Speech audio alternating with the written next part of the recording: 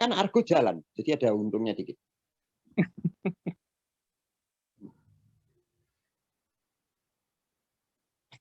Nah, ngomong-ngomong soal rindu, ada clue nih, terutama teman-teman laki-laki yang sedang menerapi klien perempuan. Ketika Anda sedang menerapi klien perempuan, yang pertama, sesedikit mungkin kurangi sentuhan ke badan.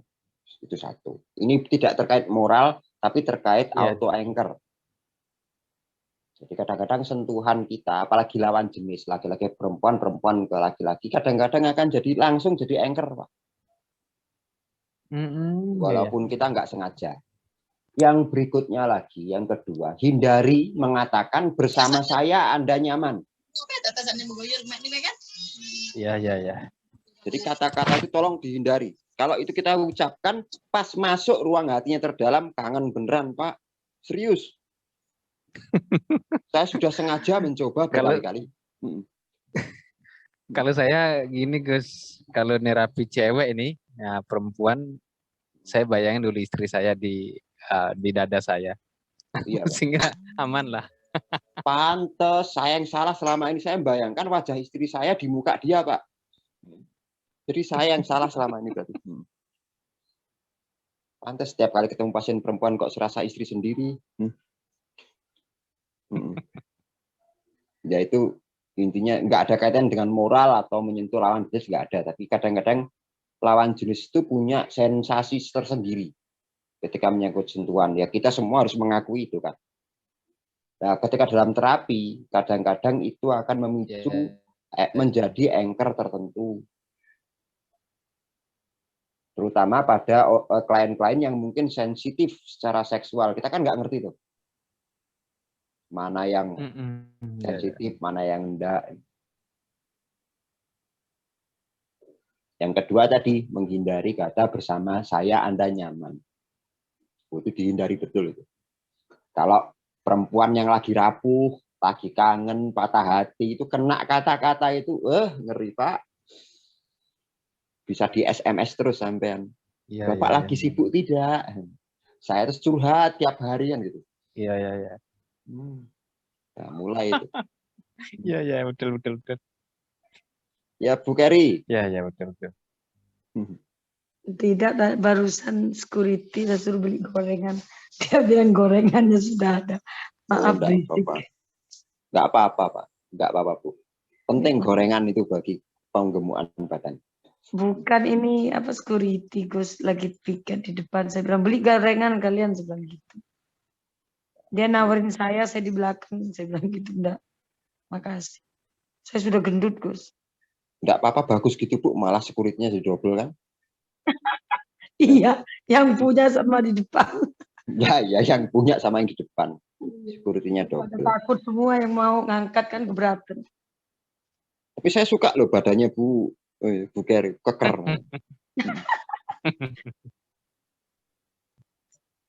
Ada lagi yang mau didiskusikan? Yang lain silakan.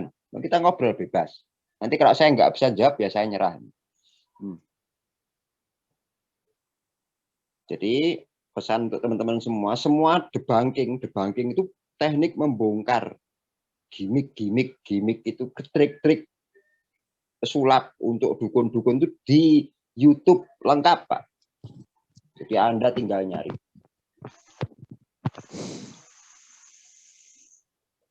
Ya. Tinggal nyari. Tapi tadi beberapa masyarakat kita itu kelewat gaptek. Karena tadi handphone itu cuma dipakai untuk WA-an, untuk aktivitas chatting dan Facebook.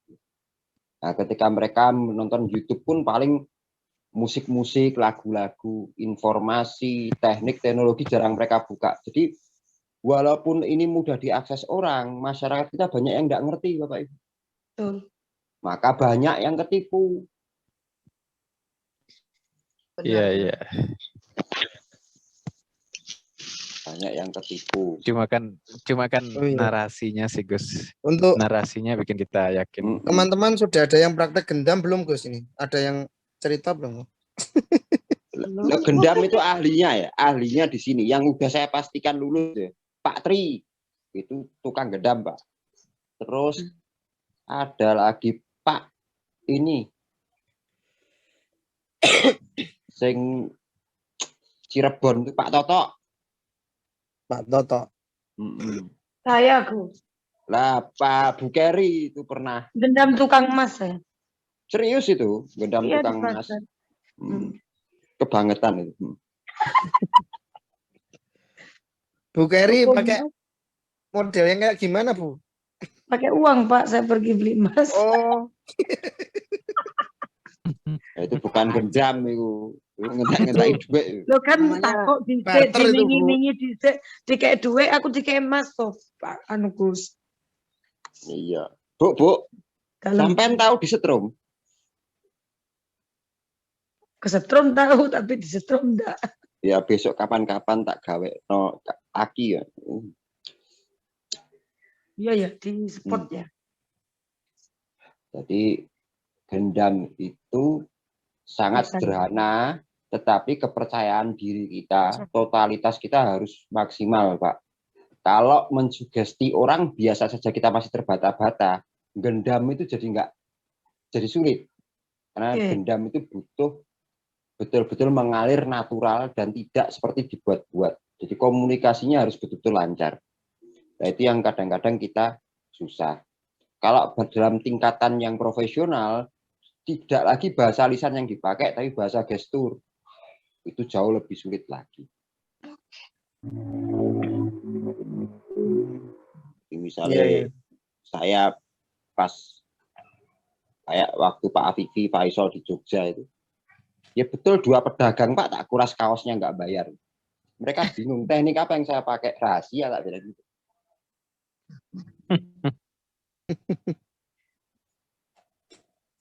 Bukan karena saya menutupi tekniknya, karena memang sulit dijelaskannya untuk kombinasi. Iya. Saya mau gendam istri saya, anu Gus. Susah Pak. Jangan lakukan ke keluarga. Enggak, saya mintain uang Gus. Uang saya soalnya disimpan terus. Uangnya disimpan istri terus. Iya. Berarti sing salah sopo? Yang sampean sing kena gendam.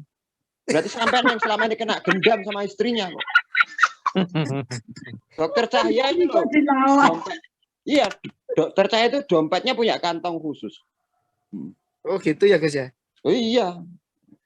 Oh, kalau gitu tak nanti cari kantong khusus juga nih. Saya perlu ke Dokter Cahya ini. Berarti nek saya langsung istri saya kasih ATM, udah. Tapi PIN-nya nggak usah dikasih. Enggak, cash-nya enggak tak masukin ke bank.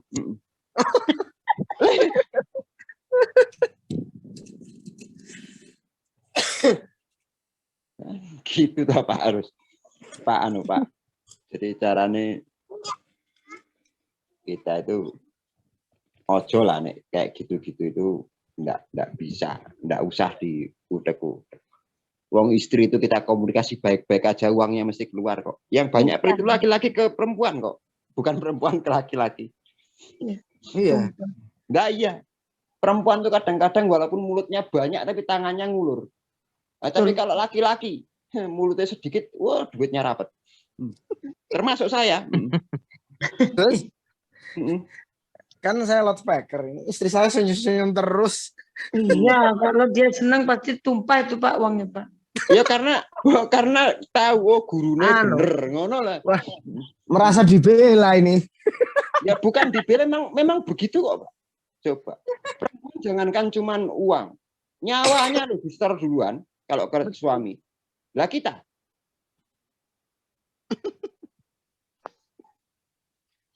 Iya ya Gus.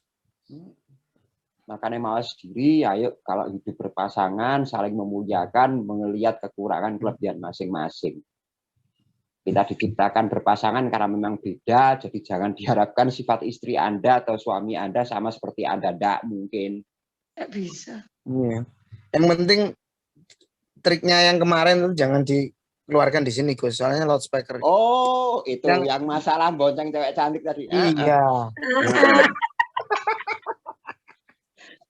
Yang kangen-kangenan itu ya. Oh, iya.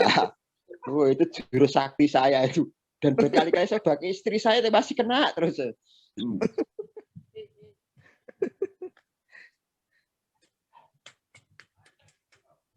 Gitu. Ya. Iya. Jadi Itu. ini yang bab 4-nya sekitar 2 minggu lagi ya guys ya? 2 minggu lagi. Tak klik iki ngomong karo sapa iku Umi ini. Sama istri Gus. Yang mana, Pak? Nah, Ya, satu-satunya istriku itu. Oh, berarti yang kemarin diajak ke Jogja itu bukan? Bukan, itu cuma pasar baru kok. Wes tinggal tunggu beberapa menit kemudian dilempar asbak.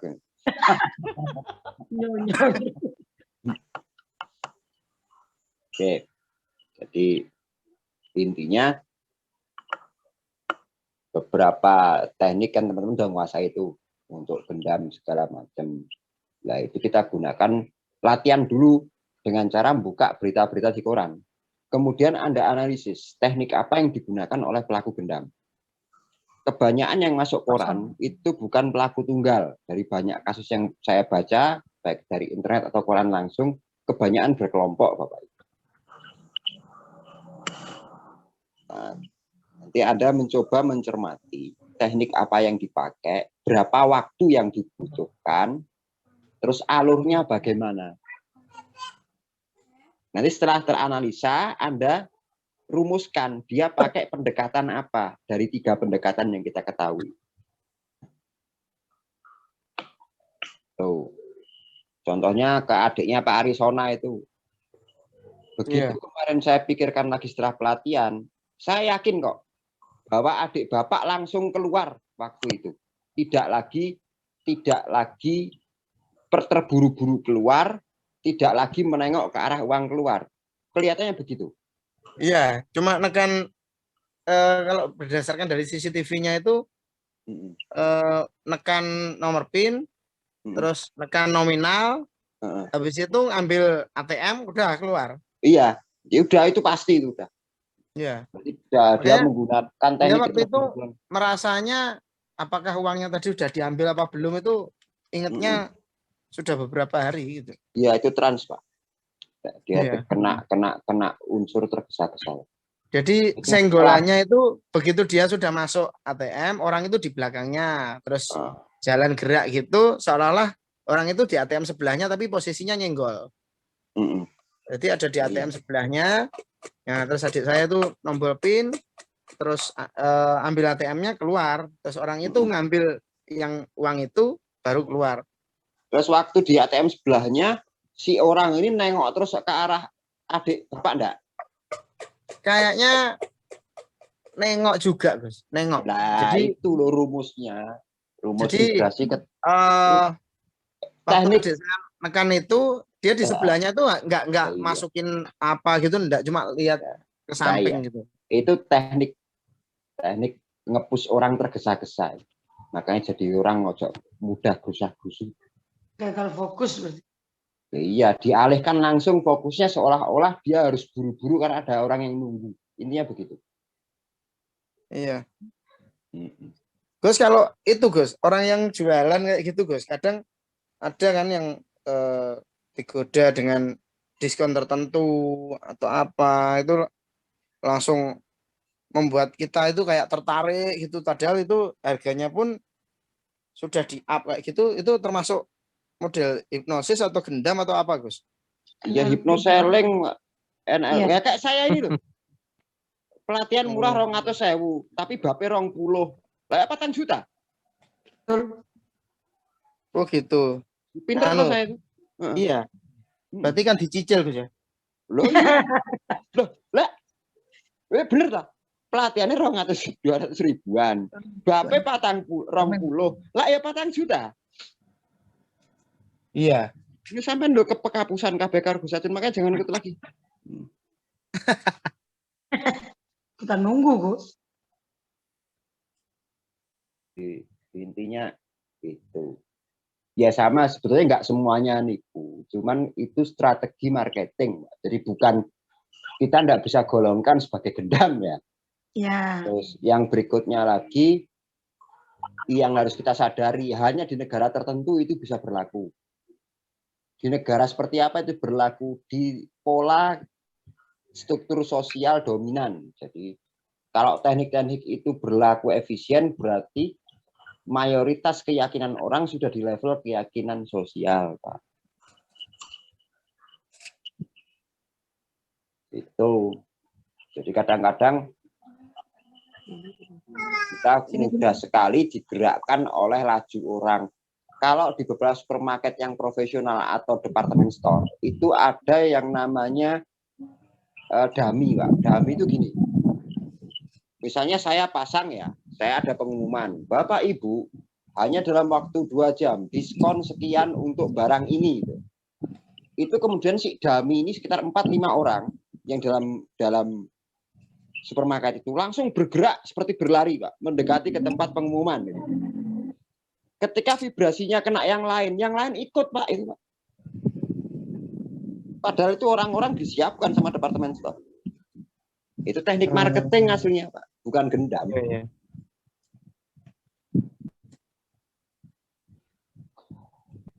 mereka belajar dari mana? Dari kebiasaan Indonesia nonton orang kecelakaan, Pak. Orang Indonesia itu, ya serius, kalau ada orang kecelakaan, 1-2 orang berkerumun, yang lain kan berhenti, ikut nonton. Padahal Anda nggak perlu begitu juga nggak apa-apa itu. Seperti tergerak sendiri, seperti ada hasrat yang mendorong dari diri Anda untuk ikut menikmati suasana itu, kan. Dan kami sudah pernah coba di Jogja ini secara sosial. Berempat, berlima, nengok jembatan semua sambil nunjuk jari. Banyak orang yang berhenti, Pak, ikut nonton. Di jembatan nggak ada apa-apa. Serius. Jadi mudah mereka digerakkan oleh gerakan tertentu atau aktivitas tertentu yang membuat ada dorongan dalam diri untuk ikut menikmati, padahal nggak ada apa-apa. Saya cuma pengen buktikan sama orang, kalau menghipnotis orang itu nggak usah tidur, tak ajari gimana. Ayo 4 orang baris di jembatan, wes. Pokoknya setiap kali tak bilang nunjuk, kita nunjuk ke bawah bareng-bareng. Semua mata lihat mukanya yang serius. Bener, Pak, nggak nunggu lama. Ibu-ibu lewat berhenti, motor di jalan ada yang berhenti. Ada apa, Mas? Ada apa, Mas?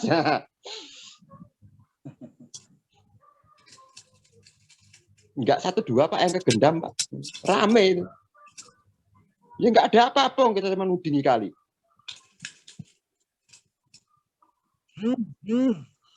Nanti boleh dicoba, Pak. Teman-teman, coba aja deh. Nah, itu yang kemudian digunakan sebagai data bahwa selain ajaan mulut, selain tawaran diskon, orang juga butuh contoh pergerakan.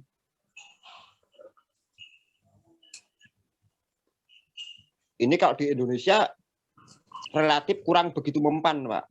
Tapi kalau di Korea Selatan, di Amerika, di Eropa ini sangat mempan, Pak. Karena mereka kebanyakan di wilayah keyakinan sosial.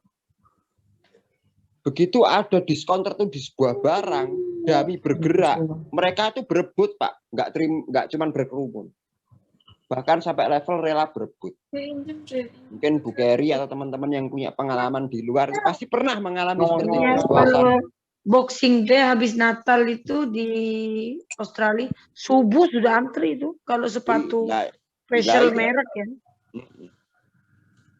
Ada antrian iPhone cuma di luar negeri, di Indonesia nggak ada, Pak. Iya, di sana antri itu. Misalnya ada limited edition apa, merek sepatu apa, itu remaja-remaja mereka rela antri sebelum toko buka. Bermeter-meter itu. Camping aja ada ya, Bu, ya? Betul. Sampai kita belum ini, saya bilang, ngapain mereka berdiri? Ini masih jam 3, kita baru datang. Dugem, yo itu besok Boxing Day. Astagfirullahaladzim, saya mau lebih baik ngorok.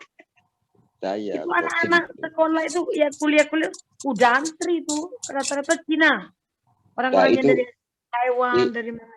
Itu bedanya dengan kita itu masih ketolong, orang masih banyak percaya zaman, masih banyak percaya agama. Jadi menggerakkan orang dengan cara seperti itu nggak begitu efisien, nggak gampang. Parah. Bikin kerusuhan di Eropa, di Australia itu mudah. Ada Iya. 2 orang ngerusak yang lain ikut. Tapi kalau di Indonesia ini prosesnya agak lama.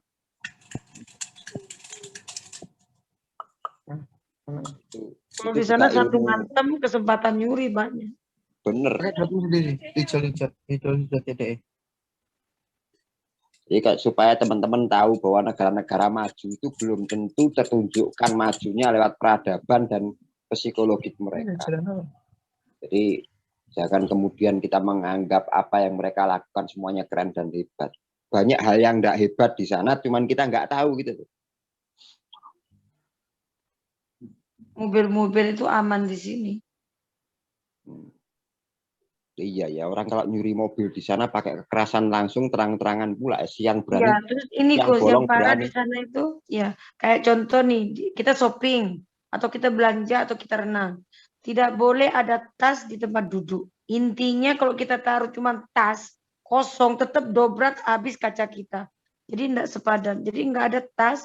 Kalau saya misalnya shopping, temanku bilang, oh taruh tasku di sini misalnya. Oh enggak boleh ransel, tas apapun harus di boot di belakang, di tempat barang.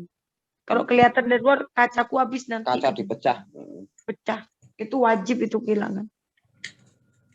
Itu Tidak ada yang bisa nampak dari mata. Itu yang terjadi. Saya juga baru tahu ini kalau itu. Yang saya tahu dulu orang itu mecahin kaca nyolong mobil itu kalau di Australia sana siang bolong lu berani. Dan Mereka kadang nyolong itu di mana-mana udah normal itu di sana. Masalah resiko di sana itu kalau kayak kita parkir di rumah nih, itu mobil dicolong kita udah tahu, dihidupin ininya, engine-nya, udah kabur. Tahu-taunya nanti udah berapa hari kemudian udah kebakar atau udah dibuang, udah bonyok semua. Ya banyak ini ya Bu ya, banyak perubahan. Kadang-kadang ya itu tadi teman-teman kita di Indonesia kan sering merasa melihat orang hebat, orang barat itu keren, hebat. Ya dulu, apanya dulu. Untuk safety pencurian ya, kita safety di Indonesia. Walaupun di sana kamera dan diubris. Untuk safety-nya. Karena di sana itu setiap rumah tidak ada kata tidak dikunci. Saya sudah di sana, hidup di sana itu 3 tahun. Kemalingan itu udah 2 kali. Saat kita nonton TV nih Pak, masuk rumah. Terus yang satu mobil dimasukin garasi. Jadi apa ya, enggak ada garasi terbuka intinya di sana itu. Resiko besar. Jadi keluar masuk kita tutup. Keluar masuk kita kunci. Mobil tidak boleh ada barang yang kira-kira terlihat ada barang kayak tas, ransel, misalnya dos yang kira-kira agak bermerek dosnya ini. Pokoknya jangan, karena nanti pecah pasti kaca kita. Karena eksplisit mereka itu pasti ada barang gitu. Resiko amanan di Indonesia. Kalau kita jalan juga, kalau udah habis maghrib gitu kita di warning di sana. Pantes saya baru tahu kenapa Bu Gary dipilih jadi istrinya orang sana. Betul, karena saya bodyguard. Kalau Bu Gary ada di jok nggak ada yang berani mecah kaca. Nggak berani. Nggak berani. Tapi kalau di depan pecah kaca Gus, saya ngamuk. Oh iya, kali aja. Iya. Kalau itu percaya saya. Oke, ada teman-teman yang mau diskusikan lagi urusan hipnotis, silakan. Ini ada masalah terapi atau apa, silakan. Pak Cahya udah mulai ya Pak, digarap Pak ya, persiapan medical ya. Ini Pak Tri kok nggak ada Pak. Ini Pak. Oh Pak Tri di ruang master sih.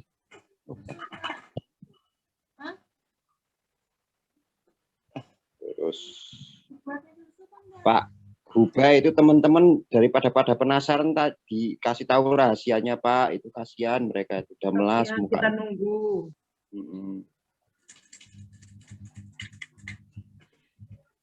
Tadi ya untuk tenaga bakar kertas sudah saya bagi. Terus ada tambahan trik dari Pak Cahya tadi. Kalau pakai serabut kelapa atau pakai barang-barang tertentu, triknya ada lagi. Terus ya banyak sebetulnya trik-trik kayak gitu tuh. Cuman kalau kita udah sebagai hipnoterapis dan masih pakai gitu-gitu kok ya sayang.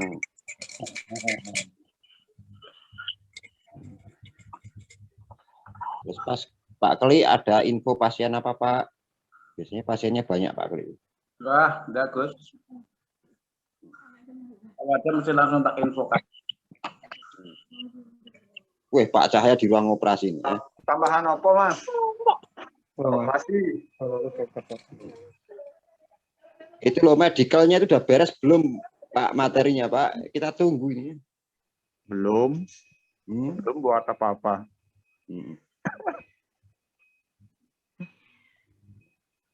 Terus Halo? teman-teman yang belum ke gambar dikirim fotonya ke saya ntar tak gambar. Buat ngisi pekerjaan saya supaya kelihatan sibuk.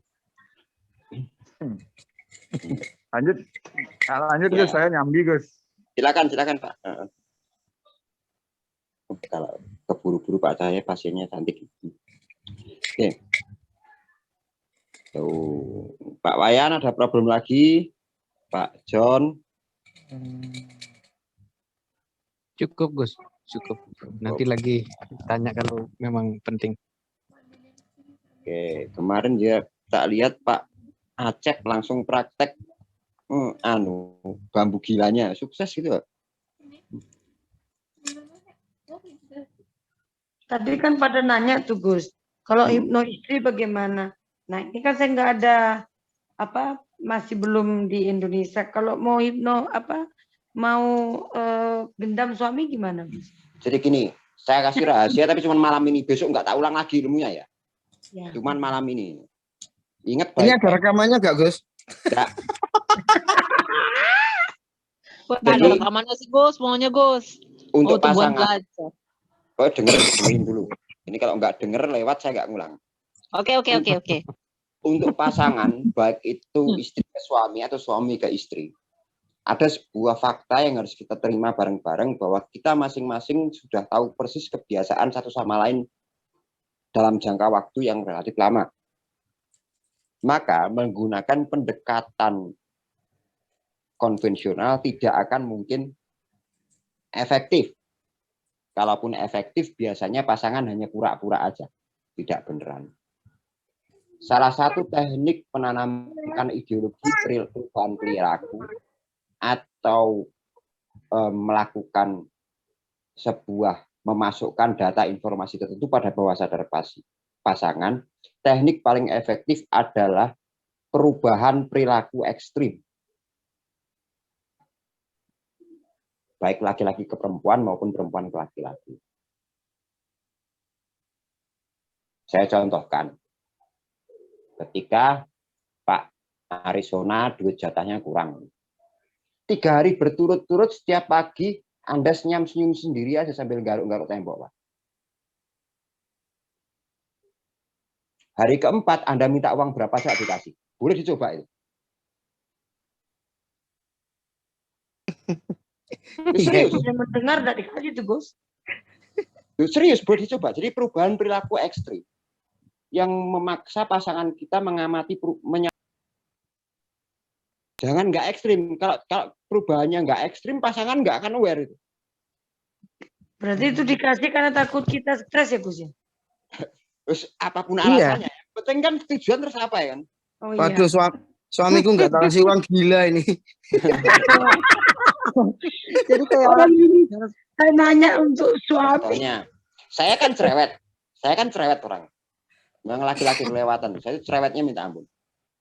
Ya, 2 hari saya diem aja. Muka saya tekuk gitu. Ditanya apa-apa saya jawab seperlunya aja. Udah hari ketiga itu saya minta dimasakin apa langsung, itu nggak pakai tapi. Oh gitu. Kita pakai tuh Bun. Ekstrim. Nggak mesti garuk-garuk tembok kan Gus? Ini contoh, Bu, contoh. Tapi coba kalau wajahnya atlet, Bu, kayak Pak Aris pesona, tiba-tiba mulai sebuah pagi sampai 3 hari garuk-garuk tembok. Siapa istri nggak pening? Iya kan? Apa tiba-tiba Pak Keli mulai besok pagi mulai ngelus-ngelus jidat sambil nyanyi lagu tertentu. Balonku ada 5 atau pelangi-pelangi udah. Tiap pagi itu. Udah. Turutin ya. Pengen lebih diturunin lagi. Habis dia garuk-garuk kepala sambil nyanyi balonku tadi 3 hari berturut-turut. Hari keempat dia garuk-garuk kepala sambil manggil istrinya. Dek, pesen no kijing, Dek. Wow, itu habis itu mau minta apa aja diturutin, Bu. Kalau saya nyanyi kasih kaleng Gus ke pasar. Tuh. Jangan lakukan berturut-turut 3 hari tanpa komunikasi, Pak. Jadi kalau ditanya kayak orang bingung gitu, kayak orang bego. Bapak kenapa sih, Pak? Malah ngeliatin gitu. Lanjutin lagi. Tapi ini normal seharian. Pagi gitu lagi. Kalau saya tak kasih semua nomor rekeningnya tuh, Gus. Pindah. Tanya ke ibu-ibu ini. Seandainya tiba-tiba suami Anda kayak gitu, apa yang Anda lakukan, coba? Tak kasih semua uangnya sokon shopping. Nah ya. Habis itu begitu tahu ketika uang dikasih, kemudian kita juga jangan diteruskan, Pak. Langsung normal aja gitu loh.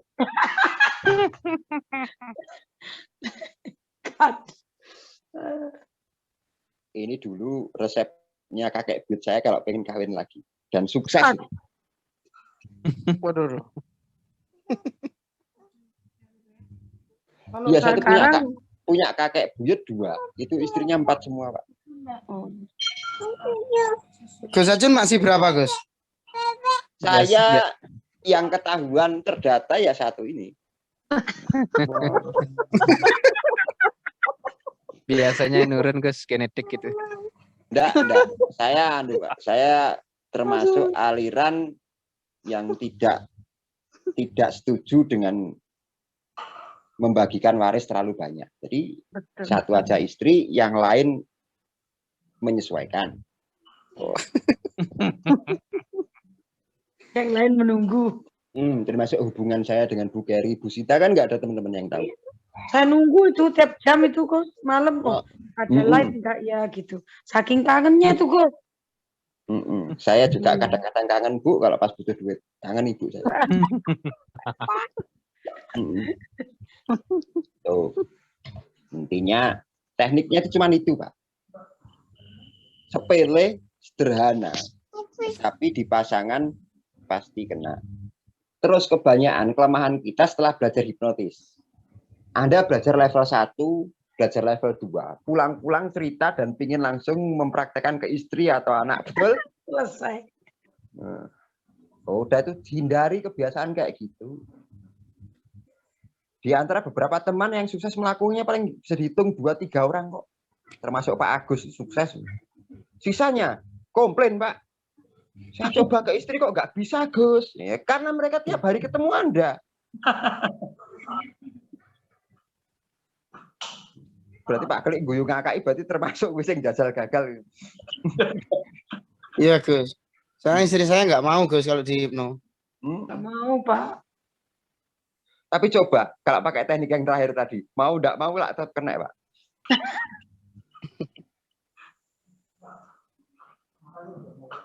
Nah, itu biasanya pengen apa itu susah ngomongnya. Saya cuma diem aja itu.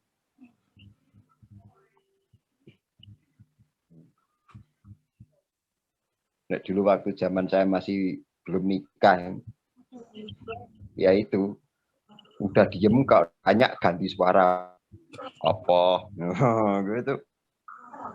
Pacarnya habis itu minta sepatu Nike kebeli, Pak.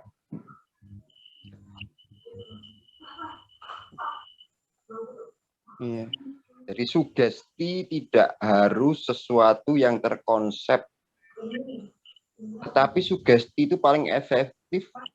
Sugesti paling sangat efektif masuk ketika berupa pola perilaku. Jadi kata-kata sugesti itu aslinya pilihan terakhir, Pak.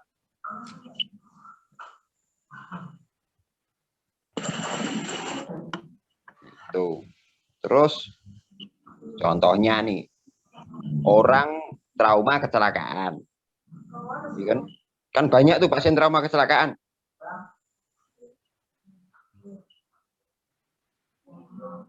Ada bonceng, ada tabrakin lagi aja. Begitu tabrakannya tidak begitu parah seperti tabrakan sebelumnya, sembuh Pak traumanya.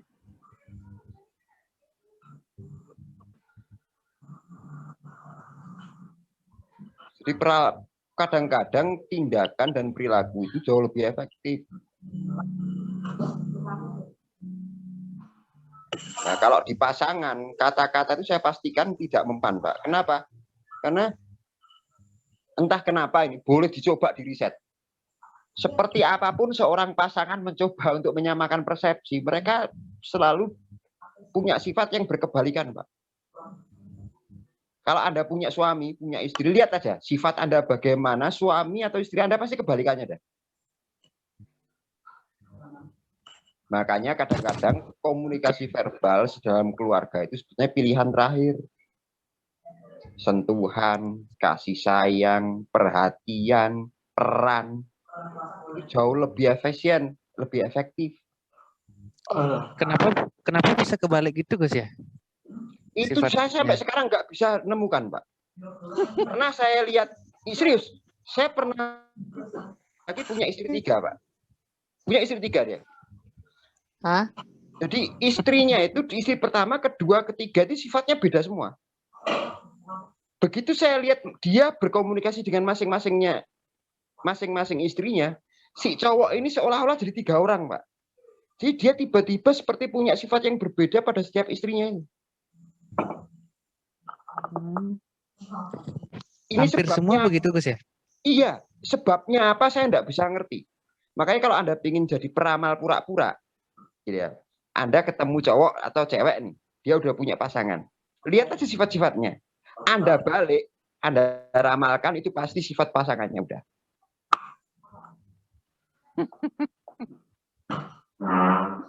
Jadi kalau misalnya Pak Kli senang jalan-jalan, senang pergi-pergi, senang berpetualang, istrinya mentok-mentoknya seneng nenggon blonjo, lebih banyak menikmati suasana di rumah, keluarga, lebih suka nonton, lebih suka aktivitas statik kan gitu. Betul tuh Gus, betul. Ya, setuju itu. Jadi boleh Anda buktikan ke siapa aja, semakin jelas sifat seorang terbaca pada Anda balik itu pasti sifat pasangannya. Dan itu terjadi alamiah. Saya sampai sekarang enggak tahu kok bisa begitu itu. Jadi kalau ditanya kenapa bisa begitu, saya enggak bisa jawab. Nanti Anda cerai ganti istri, sifat istri Anda juga akan jadi kebalikan Anda. Tiba-tiba sifat Anda ikut berubah. Cara ngamatinya mudah. Kalau bapak, ibu punya teman yang menikah lebih dari sekali, pada pernikahan berikutnya pasti perilakunya berubah, coba. Betul. Boleh dibuktikan, Pak. Ini keajaiban Tuhan yang sampai detik ini saya tidak nemu itu. Kenapa begitu? Kira-kira faktor yang mana yang lebih kuat mempengaruhi itu Gus? Yang wanita apa yang? Dua-duanya. Dua-duanya, wong beda. Dua-duanya, karena beda. Kalau saling mempengaruhi itu kan, kalau kita ngitung pengaruh itu kan harus pada faktor yang sama, Pak. Kalau faktornya beda kan nggak boleh pakai analisis pengaruh. Kan ini aneh juga ya. Mungkin saya rasakan sih juga. Cuma kan kita tahu bahwa orang bisa bersatu kan karena frekuensinya sama. Kok bisa tiba-tiba jadi kebalik gitu ya? Orang bisa masuk ke frekuensi sama karena energinya positif dan negatif, Pak. Kalau dua-duanya positif ya mental, dua-duanya negatif ya nggak nyambung, kan? Misalnya saya menghipnotis orang lain, dua-duanya ingin mensugesti ya nggak masuk semua. Salah satu harus mendengar, satunya mensugesti, kan begitu. Ini boleh Anda buktikan. Jadi kita bisa pura-pura jadi dukun. Setiap kali kita ada teman.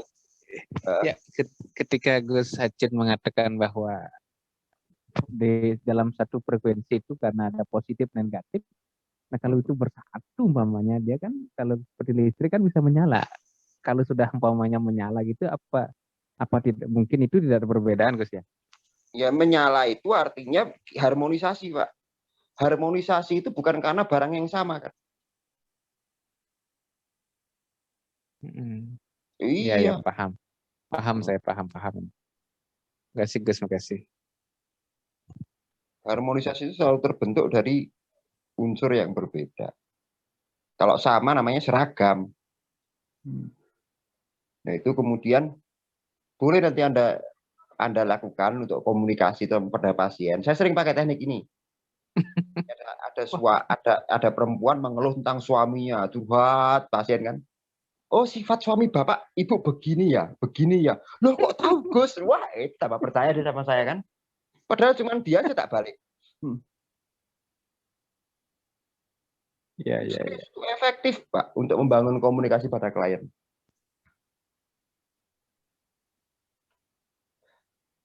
Saya menyesal malam ini kenapa banyak ibu-ibu ikut denger. Harusnya jangan, nggak boleh.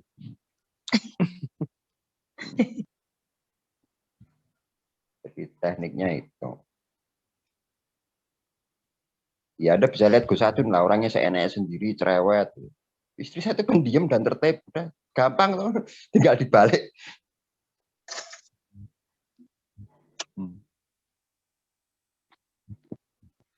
Jadi nanti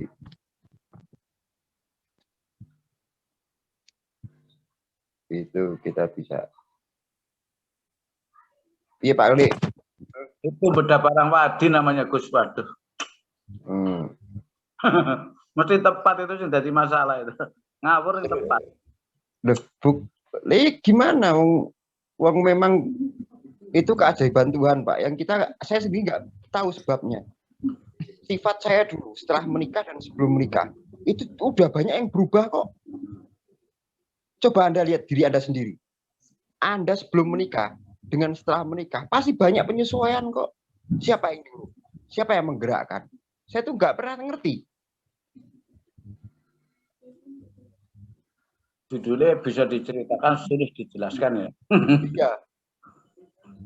Gimana kok bisa begitu?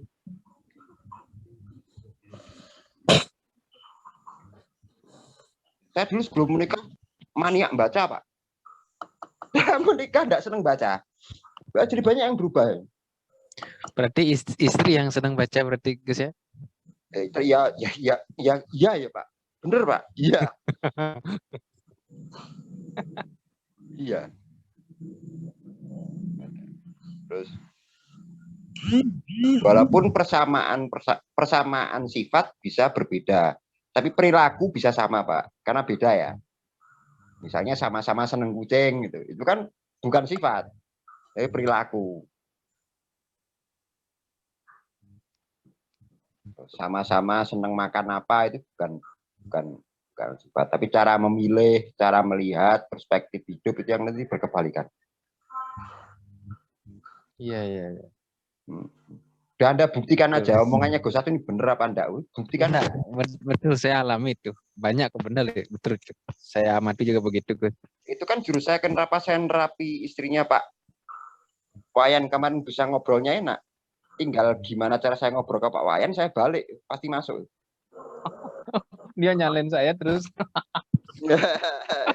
Cerdas tuh saya Pak. Gitu caranya.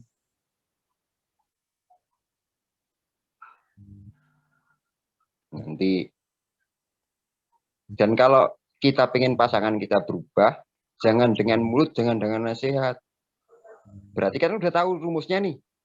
Kalau Anda pengen pasangan Anda berubah sesuai dengan tujuan Anda, maka Anda harus merubah diri dulu. Pasangan pasti ngikut.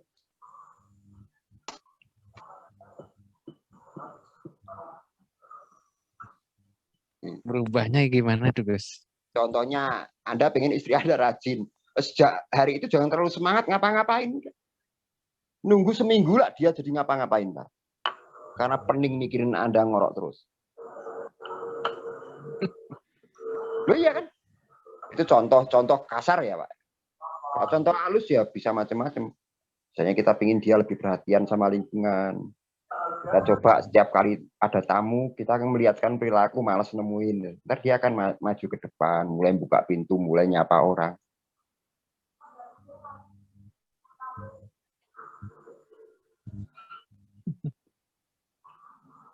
Ya, ya, ya.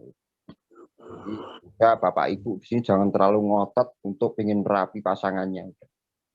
Rubah perilaku Anda pasti akan berimbas pada pasangan. Jadi lebih baik kita memperbaiki diri sendiri demi pasangan kita daripada kita menuntut mereka untuk berubah seperti mau kita. Capek. Iya betul, setuju sekali. Betul. Pada Ujung-ujungnya jadi orang nggak Semua bahagia ya, tentang Gus. diri kita. pada saat kita kepengen lebih dikasihani, diperhatikan, dari kita harimau berubah jadi kucing itu. Nah, kalau itu nggak usah pengen Pak, lihat Pak Keli itu siapapun bakal kasihan kok Pak. Jadi nggak usah dibuat-buat itu. Saya aja malas Pak. Mana Pak Keli itu udah lihat. Nah, iya.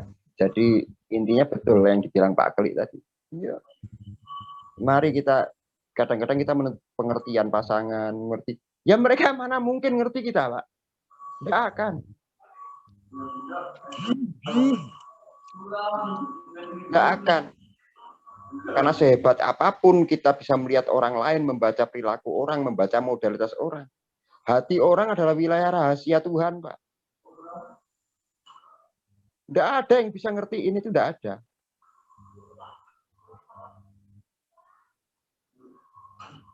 Makanya saya dalam sugesti jarang sekali melakukan judgement perasaan. Tapi judgement perilaku yang saya terapkan pada klien. Karena hati orang nggak mungkin kita ngerti. Ya, betul. Termasuk pasangan Anda sendiri.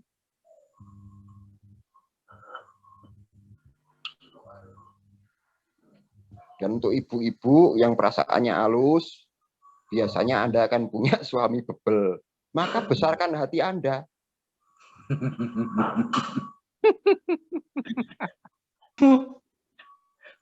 Swargo itu Gus, swargo. Saya nggak ngotot merubah pasangan kok Gus. Ya nggak usah Bu, nggak usah dirubah-rubah biar gitu aja, wis syukur. Aku ndang pengen golek pasangan Mbak Melan iki. Nek. Gitu. Nah, tapi coba teman-teman ya pendapatnya bagaimana? Yang tak omongin bener enggak kira-kira? Terlalu betul itu masalahnya, sulit jawabnya.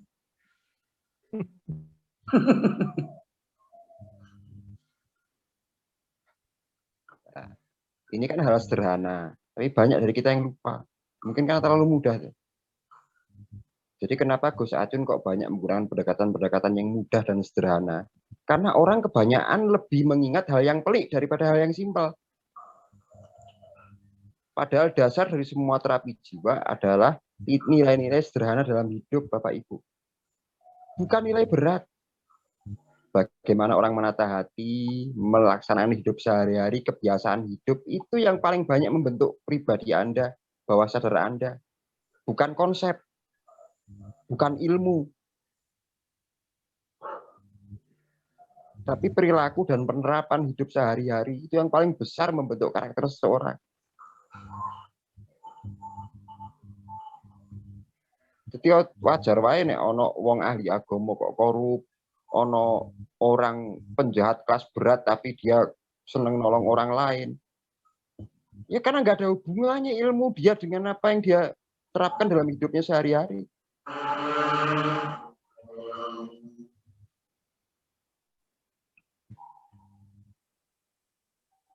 Nanti kalau udah dengan pasangan Anda lolos, udah tahu trik-triknya, kapan-kapan tak ajari bagaimana dengan anak, bagaimana dengan cucu. Nanti ada garis koordinasi sifat. Itu bisa membuat kita, kalau ketemu orang baru, dia cerita panjang lebar, kita bisa memetakan isi rumahnya dengan jelas dan jernih. Kayak Pak Keli ngobrol sama saya, tiba-tiba kok saya bisa ngomongi sifatnya anak bapak ngene gitu. Itu pakai ilmu itu Pak. Bukan ilmu tebak-tebakan.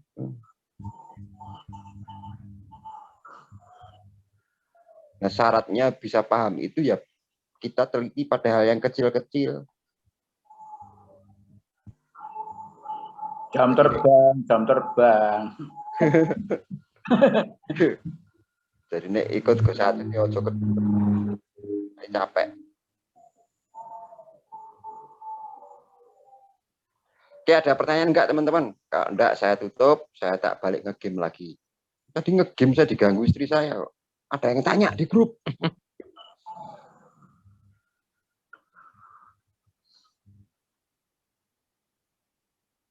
Pertama dia ngomong nggak saya gagas. Udah tahu dia hafal. Terus dia bikin kopi. Ada yang tanya ke grup. Baru saya buka, kopinya datang.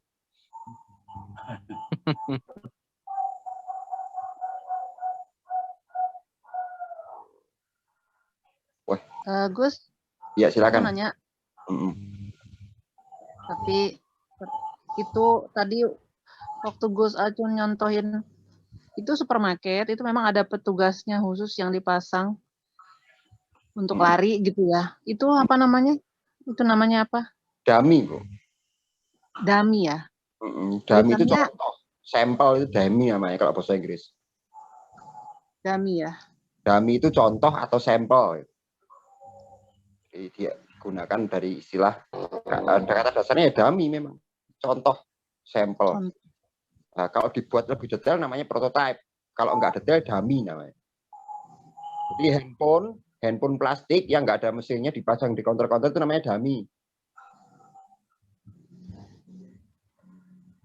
Yang membuat toko counter tampak ramai dengan handphone, padahal cuma kotak kosong sama handphone plastik, nggak ada mesinnya.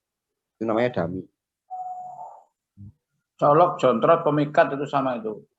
Nah, itu. Ya, Gus. Ya, udah itu aja, Gus. Oh, mesti mau ditulis jadi modul ya, ayo ngaku.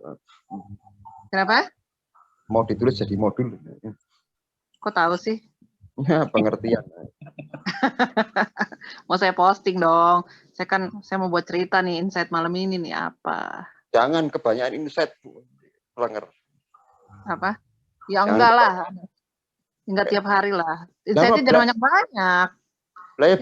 Belajar sama saya kok dapat banyak insight tuh kelewatan. Saya nggak pernah ngajari apa-apa.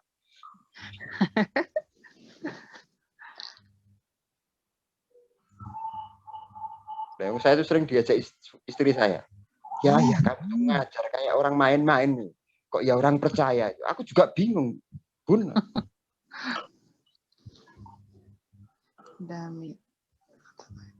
Tulisannya DUMMY. Bener ya, Bu Keri ya? DUMMY. Nah, tulisannya itu. DUMMY.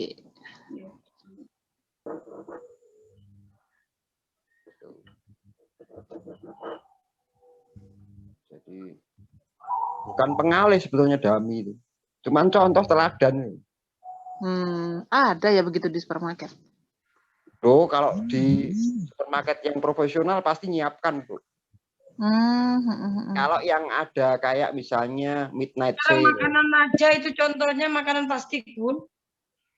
Kenapa? Mie-nya dari plastik. Nasi goreng plastik. Itu. Sekarang contohnya bukan makanan asli. Dummy itu ada yang statik, ada yang dinamis. Yang dinamis yang saya contohkan supermarket. Yang statik itu ya alat-alat peraga yang membuat toko kelihatan mewah, kelihatan ramai. Padahal bukan barang aslinya, itu dummy. Statik. Foto makanan-makanan yang dipajang di restoran itu pasti jauh lebih menarik daripada makanannya, itu dummy namanya. Nah, itu untuk menipu orang-orang visual, terutama ibu-ibu. Jadi banyak ibu-ibu. Iya, banyak ibu-ibu yang tertipu foto makanan. Dimakan gak enak. Iya, banyak. Pandangannya fresh terus. Jadi misalnya nanti teknologinya di YouTube banyak itu, Bu. Jadi membuat dummy kayak misalnya bikin buah-buahan terlihat segar, itu semua di YouTube ada, Bu. Teknik-tekniknya itu. Itu teknik, Bu. Dan memang digunakan untuk pendekatan visualisasi marketing. Untuk marketing untuk orang-orang visual. Nah, cocok. Bagus. Nah, karena sekarang teknologinya udah audiovisual, udah 3D, maka brosur, pamflet itu sudah hampir tidak bisa memuaskan orang-orang visual lagi. Terus dikembangkanlah berbagai macam teknologi. teknologi marketing. Biasanya tidak. Ini bukan ilmu di hypnoselling, bukan ilmu di marketing loh, Bu. Oh, gitu. Ya, Apa ini? Yang punya ilmu ini justru orang-orang fotografi, orang-orang filmografi gitu. Sama pelaku-pelaku bisnis langsung. Seperti dealer motor, dealer mobil, supermarket gitu. Iya, saya tahu teknik ini dari Pak Tung dulu. Pernah datang ke Lampung, jadi pernah ada workshop and marketing itu saya ikut. Ya begini nih. Oh, kalau Pak Tung Dosongoreng ini ahlinya itu, saya ini kelas bawah saya tidak begitu bisa jelaskan pakai bahasa tinggi-tinggi, intinya begitu. Nanti kalau mau detailnya kapan-kapan tak ajari, tapi kapan-kapan. Saya di luar wilayah hypnoselling. Hypnoselling jarang. Oh, jadi ini yang tadi ini dummy ini bukan di hypnoselling gitu ya? Nanti akan dipakainya itu malah di teknik-teknik pembuatan iklan, terus di teknik-teknik pemilihan warna untuk brosur, untuk baliho, kayak gitu loh, Bu. Kalau bahasa Inggrisnya itu kan kayak dummy itu Bunda itu loh, kayak ontel anak ngempeng itu kan dummy itu. Jadi kita kasih nama dummy, contoh-contoh makan itu kan gini, biar buat mereka itu menggantikan makanan fresh jadi dengan plastik itu. Ya. Jadi, itu kan biar seolah-olah itu semuanya fresh. Betul. Jadi kan anak kecil nih ngempeng ke itu kan ontel itu loh kita bilang dummy kan penggantinya pentil itu. Jadi sampai tidur itu. Saya ngomong pentil kok ya fasih men. Kan ibu-ibu Pak. Ibunya bayi. Jadi itu kita panggil dummy, empeng itu dummy. Jadi kenapa kita panggil dummy contoh-contoh yang plastik, yaitu untuk mengiming-imingi, ngapusi apa sih orang Jawa bilang. Ngapusi. Betul. Ngapusi, tapi kan nyata apa senang gitu anak kecil buktinya nyentot itu. Nanti ada banyak sekali contoh-contoh itu. Nanti ada political dummy itu nanti ada di wilayah teknik-teknik political campaign. Itu bukunya tebalnya minta ampun. Jadi bagaimana membangun dummy untuk keperluan kampanye politik ada sendiri. Itu dummy itu iming-iming, Bu, iming-iming. Iming-iming ya. Kita dummy politik itu adalah seolah-olah dukungannya banyak, KTP-nya banyak, tidak mewakili aslinya, terus hasil polling itu dummy aslinya. Coba Anda lihat di koran-koran, kalau ada pemilihan legislatif atau pemilihan tokoh pimpinan daerah, biasanya yang menang polling sama yang menang pemilu kan beda. Jadi dummy-nya gagal gitu loh. Ya. Iya kan, sering kan pilkada, wah polling dari lembaga ini yang menang apa, nanti waktu hari pemilihan perhitungan nanti bisa bergeser itu, berarti dummy gagal. Tapi kalau teknik ini kurang sponsor, bukan kurang sponsor, karena ya tadi orang Indonesia ini nilai sosialnya masih di tengah. Tapi kalau teknik itu dilakukan di Amerika atau Australia, mungkin bakal menang dia. Ya. Contohnya gini, dummy-nya bagus nih, tekniknya bagus. Udah dibikin seolah-olah si tokoh A ini potensial untuk menang pemilu. Tiba-tiba tokoh B yang di bawahnya ini, kiai besar, ya bisa kalah. Rakyat nggak butuh polling, kiainya maju ya nyoblos semua. Gitu.